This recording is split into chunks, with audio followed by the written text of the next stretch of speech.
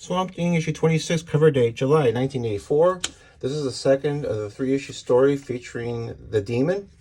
And the last time, the last issue, it showed what the Monkey King's ability is. What it basically is doing is that it's living and eating off of fear. So we cut to the next issue where it shows Abigail, Cable, Swamp Thing running in this scene where they're running together and he's holding her hand so she can keep up with him. And I just love this use of silhouettes and darkness running. And you see, like, this is the 2-page spread, but partial spread. And then she's using flashbacks and she's having tea with Jason Blood. And he's telling her, listen, where you work at, there's a child named Paul. You have to make sure. And before he can finish, she says, listen, I'm tired of all this bad craziness. I'm sick of all this stuff. And he's like, look, your self-pity doesn't really interest me. The children, you have to protect the children. So they cut back to them running through the forest.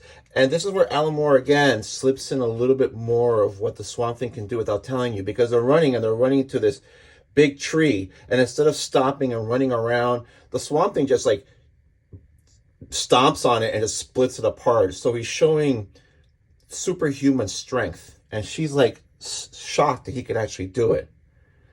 So again, now you know, besides the fact that he doesn't know how to breathe, I mean, he doesn't have to breathe, you also know that he can communicate with the green, the plant world. You also know now he's got superhuman strength.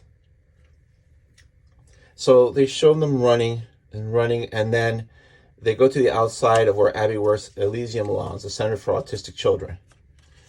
And then she has a flashback, and I love how you have the fence, you have this diamond pattern, and then you have her eye with these diamond patterns right here. Just really cool. Then the use of these diamond shapes, these diamond-shaped panels. This is really innovative artwork. And then she's having a flashback to earlier in the day where all the kids seem more wild and harder to control than normal. And they're like, we don't know what's up with these kids today. They're all acting strange.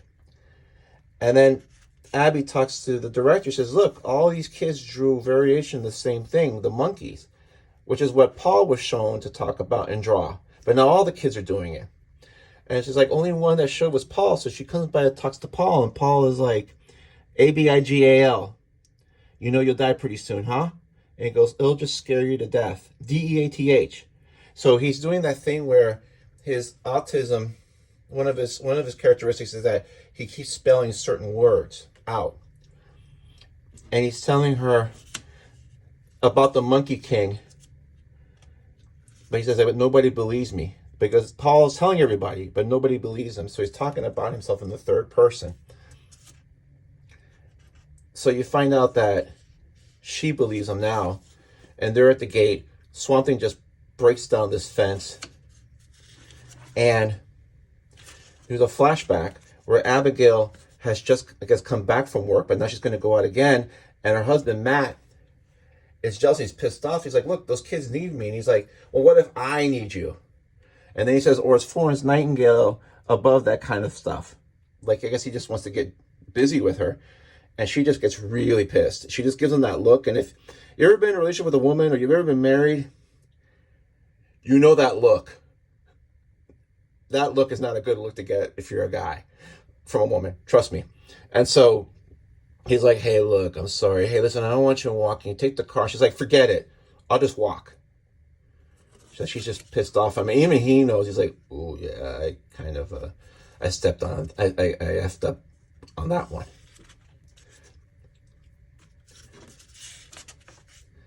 So they show them running towards the center, and she says, when I came there, I was looking for the rock where he is. I was trying to tell him what happened, but he already knew. So he also has these abilities to sense things through the earth. Not fully explained here, but again, another layer of his powers and abilities. So they're running, and then suddenly he stops, and it's how you make it effective is, besides the way his feet are here and his legs are back, you see this little bit of dirt that's kicked up, and she runs into him, and they say, oh my God, we're too late. And she's sweating, she's scared, and it's like, we're too late. And then they cut to the home, and the Monkey King arrives, and it's taking Paul by the hand. He doesn't want to go, but it's taking him by the hand, and is visiting each of the children. And again, they go back to Roberta, and she sees her brother's hand, but he's blue because in the previous issue, she inadvertently suffocated him, so he would turn blue. Another child sees cancer because her friend's mother gave her a mortal fear of cancer, but she never explained what cancer was. So she's imagining all these horrible things.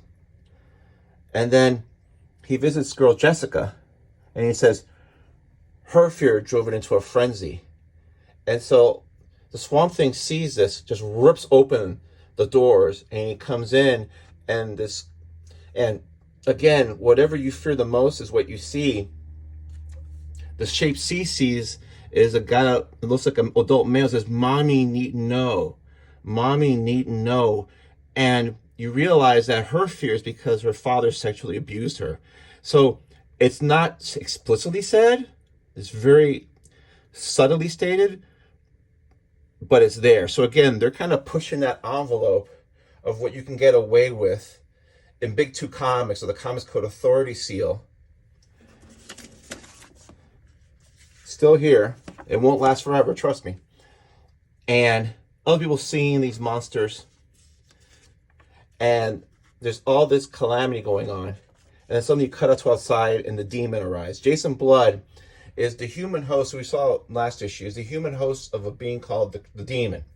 And so now he's transformed into the demon. And the thing about the demon, like the shtick he has, is that everything he says is a rhyme. It's like a poem. And he says, "Feast, jackanape, be hardy while you can. Be hardy while you can. Upon your necks, the breath of Etrigan." And that's that rhyming thing. But I love this one page, and I love how they have this white background, and then this little unusually, I don't know if I forget what you call a four-sided thing. It's not a rectangle. Somebody will correct me. My math isn't great. And just showing the horror of this other demon coming in. Then they cut the Matt Cable, and Alan Moore talks about how the night can make you think, how the night can make you see things clearly.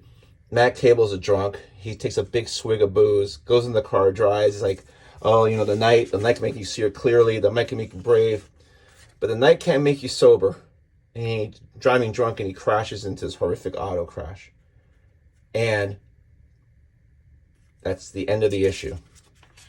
And now here's your letters page. So this just puts further the story, shows more abilities of Swamp Thing, pushes the envelope as far as the subject matter, because you didn't talk about this. You didn't talk about